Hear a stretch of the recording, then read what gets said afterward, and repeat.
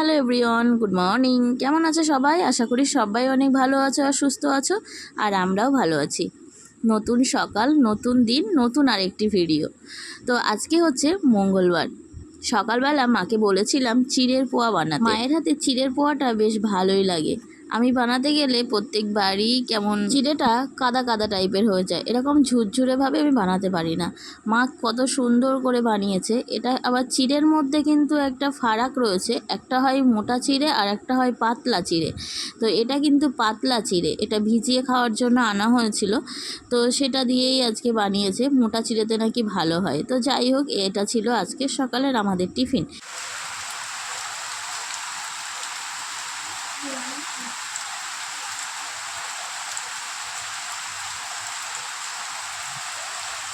বাইরে দেখতে পাচ্ছ কি পরিমাণে বৃষ্টি হচ্ছে আজকে। সেই কালকে রাত থেকে বৃষ্টি হচ্ছে, খুব বৃষ্টি হচ্ছে, আর আজকে এখনও পর্যন্ত হচ্ছে। তো যাই হোক, ভালোই হয়েছে, গরমটা একটু কমেছে। বাবা, গরমে আর পারা যাচ্ছিল না যেন। তো ভালোই হয়েছে, একটু বৃষ্টি হচ্ছে, ওয়েদারটা ঠান্ডা হচ্ছে। আর এদিকে আমার কুচকি সোনাটা ঘুম থেকে উঠে পড়েছে। তো বাইরে একটা মাদুর পেতে আমরা এখানে বসেছি, বাইরে খুব বৃষ্টি হচ্ছে। মা এখন রান্না করবে, আর আমার সোনার এখন বায়না বড়দির কাছে থাকবে।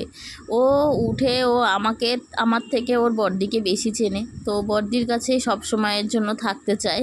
আমি ওকে বলছি যে এটা তোর মা না ওটা মা, তো তুই মায়ের কাছে যাবি, যা, তুই হচ্ছে হেঁটে হেঁটে চলে যা। তো এইসবই আর কি হচ্ছিল।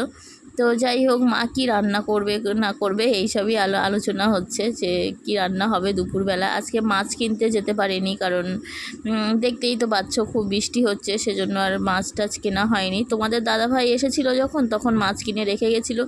কিছুটা চিংড়ি মাছ রয়েছে আজকে, তো ওই চিংড়ি মাছগুলোই মাকে বললাম রান্না করতে। তো বৃষ্টি ওয়েদার, আর জামা কাপড়, সবচেয়ে অসুবিধার বিষয় কি বলো তো, সোনার জামা কাপড়গুলো শুকায় না, এটাই হলো অসুবিধা। আমাদেরগুলো ঠিকঠাক ম্যানেজ হয়ে যায়, কিন্তু সোনারগুলোর অসুবিধা হয়ে যায়। যাই হোক, স্নান করে উঠে গেছি, আর বাইরে তো বৃষ্টি হচ্ছে এখনও পর্যন্ত। এখন বাজে ওই 12:30 মতো। আর সোনার কিছুটা জামা কাপড় এখন আমি কেচে আনলাম, কেচে এনে সব এখানে মেলে দিয়েছি, সিঁড়ির উপরে মেলে দিয়েছি। আর বৃষ্টির মধ্যে স্নান করেছি, চুলগুলো গেছে ভিজে। আর চুল ভিজালে মানে শুকাতে খুব দেরি হয়, আর প্রচণ্ড পরিমাণে চুল ওঠে, ওই জন্য আমি চুল খুব একটা বেশি ভিজাই না। তো কী আর করা যাবে, ভিজেই যখন গেছে। কই গো, কই বলে বাবালে, একটু ঘুনু কোলে উঠেছে, তো এখন হচ্ছে একটু মুডটা অফ আসে।